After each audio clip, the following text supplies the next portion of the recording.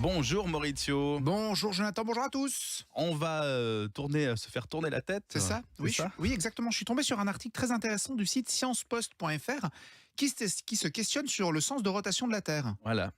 Et Une question existentielle. Si la Terre s'était mise à tourner dans l'autre sens, qu'est-ce qui se serait passé ? C'est un peu la question. Alors selon une simulation, parce qu'une simulation informatique a été faite, elle a été présentée à l'European Geoscience Union. D'accord. Qui se déroulait en Autriche. Donc, selon cette simulation, les déserts couvriraient l'Amérique du Nord, les dunes arides remplaceraient les étendues de la forêt amazonienne de l'Amérique du Sud, et des paysages luxuriants et verdoyants s'épanouiraient de l'Afrique centrale au Moyen-Orient.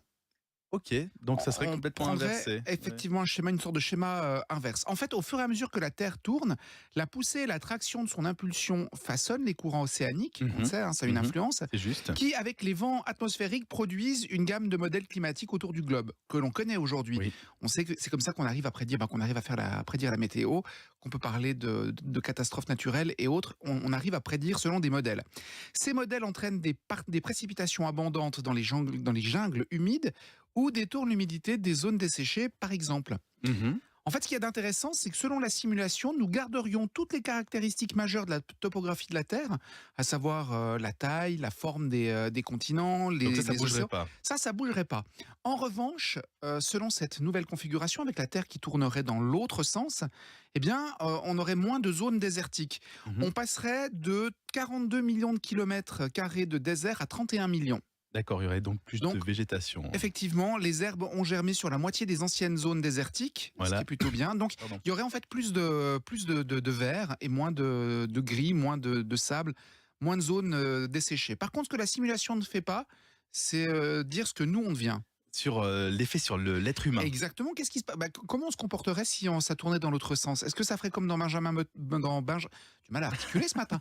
Comme dans Benjamin Button, est-ce qu'on est très vieux et on deviendrait bébé à mesure ? On irait dans l'autre sens. Est-ce qu'on marcherait dans l'autre sens ? Est-ce qu'on... Je sais pas. Voilà, ça ils ont pas fait. Donc ça veut dire qu'il y a encore possibilité de faire des simulations. Voyez ? Ouais. Peut-être aussi les populations seraient inversées.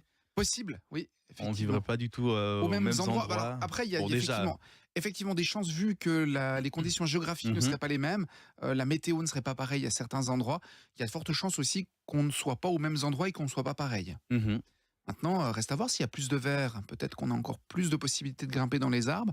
Est-ce qu'on en est toujours à des versions de nous avant cette avancée technologique ? Ça, on ne le sait pas non plus. C'est une bonne question, absolument. Puis on ne sait pas si on a toujours autant pollué la Terre qu'on le fait maintenant. D'autres questions qui se posent.